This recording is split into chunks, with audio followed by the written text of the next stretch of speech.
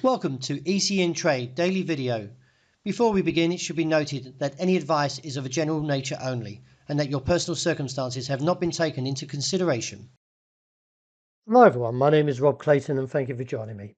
The Australian dollar rebounded after a 3-day slide. The market is now potentially holding to a slightly bullish bias and therefore could see further gains into today and look towards the region of 66.15, and maybe a break there could give further scope on towards 66.5 to the top side level around 67.1020 where the simple day moving average is.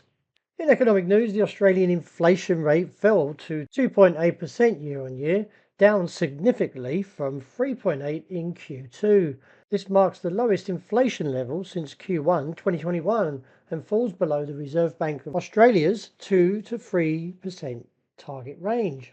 Meanwhile, the dollar index, which measures the greenback strength against a basket of 6 major currencies, slips from 104.30 to 104 in New York after Wednesday's data indicated solid US economic growth and job gains that likely won't raise inflation concerns for the Fed.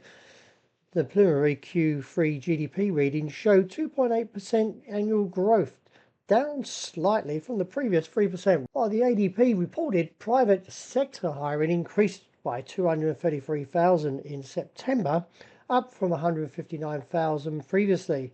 Thursday now brings the Federal Reserve's preferred inflation measure, the PCE index. Along with that, we also get China to update its manufacturing PMI and non-manufacturing PMI, while Friday's October jobs report will be keenly watched, with the non-farm employment change and the unemployment rate could also stir things up in the market. The euro puts in a firmer performance given the bullish divergence finally kicking in, a dragonfly doji and a follow-on in last night's price action to the upside could give further gains on to 109.0515 and possibly on towards 109.6575 to 110.2025. It's been a while now. The market's been waiting for this bullish comeback, with any pullback likely to be limited with a support seen around 108.25. As the dollar yen wavers to the top side of its range, seen around 153.8090, the technicals are starting to break down. However, we are still a little bit of a way to support a bearish case, and that is seeing a break of 151.80. If so, that would indicate a further decline towards 149 and reassess. Any upside attempts should still struggle towards that 153.8090. A very whipsaw price action leaves an engulfing candle for sterling.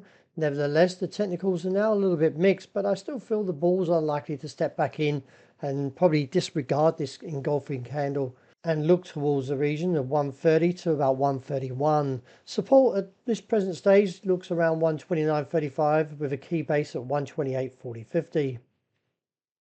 Turning to commodities, spot gold continues its ascent into uncharted territory and now eyes the level of 2,800, and with the broader call at $3,000 an ounce. In light of the technicals though, a little bit concerned that the ADX is overheating, but we could see any pullback like previously short-lived, and therefore finding support around the level of 2,778 to 2,766 to 68. If we reach 2,800, reassess from there as profit taking may be lurking given the ADX overheating. Turning to oil, the market is finding support around 66, 60, 80 area and now looking to fill this gap that could take it back to $70 a barrel. Reassess from there as a break could give further scope on towards the region of $74 a barrel. Well, that's a wrap. Thank you for joining me. As always, look out for intraday report. I hope you enjoy the great start to the day.